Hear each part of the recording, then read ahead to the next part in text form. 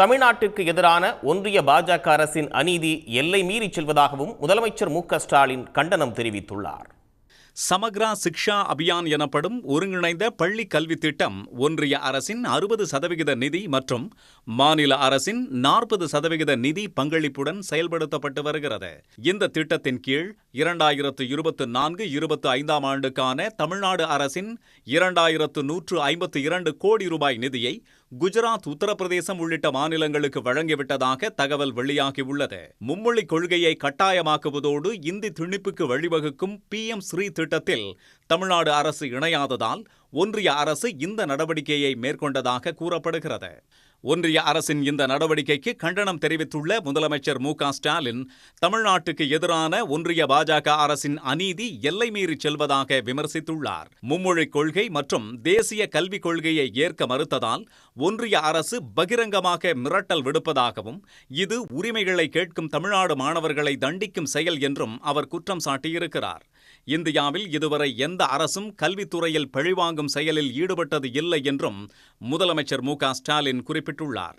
ஒன்றிய அரசின் இந்த நடவடிக்கை தமிழ்நாட்டையும் தமிழ்நாட்டு மாணவர்களையும் வஞ்சிக்கும் செயல் என்று கல்வியாளர்கள் கண்டனம் தெரிவித்துள்ளனர். ஹையர் எஜுகேஷன் என்ரோல்மெண்ட்லையும் சரி, NIRF ரேங்கிங்லையும் சரி, லிட்ரேச்சர்லையும் தமிழ்நாடு நம்ம பிரமாதமாக பண்ணிகிட்ருக்காங்க.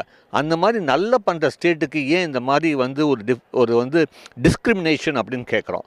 எப்போவுமே நல்லா செய்கிற ஸ்டேட்டுக்கு இன்னும் அதிகமாக செய்யணும், ப்ரியாரிட்டி கொடுக்கணும். அப்போது நல்லா செஞ்சால் தப்பா அப்படின்னு கேள்விக்குறி வருகிறது கல்வியாளர்கள். மாற்றாந்தாய் மனப்பான்மையோடு தமிழகத்தினுடைய கல்வி வளர்ச்சியை முற்றிலும் முடக்க வேண்டும் என்ற ஒரு வன்மத்தோடு செயல்படக்கூடிய இந்த மோடி அரசை கல்வியாளர்கள், மாணவர்கள் மற்றும் தமிழகத்தில் இருக்கக்கூடிய மக்கள் அனைவரும் எதிர்த்து போராட முன்வர வேண்டும் என்று மக்கள் கல்வி இயக்கத்தின் சார்பாக கேட்டுக்கொள்கிறோம். எவ்வளவோ யூபிலையும் பீகார்லையும் இன்வெஸ்ட் பண்ணியாச்சு. இத்தனை வருஷம் சுதந்திரமாகியும் அந்த மாநிலங்கள் அந்த முன்னேற்ற பாதைக்கு வரல அப்படின்னா, வளர்ந்த மாநிலங்கள்லேருந்து ஃபண்டை வாங்கி நான் திருப்பி அங்கே தான் பம்ப் பண்ணுவோம், இந்த மாதிரி எல்லாம் குஜராத்துக்கு பம்ப் பண்ணுவோம் அப்படின்னா, இது கல்வியில் ஒரு சமதளத்தை நம்ம கிரியேட் பண்ண மறுத்துறோம்.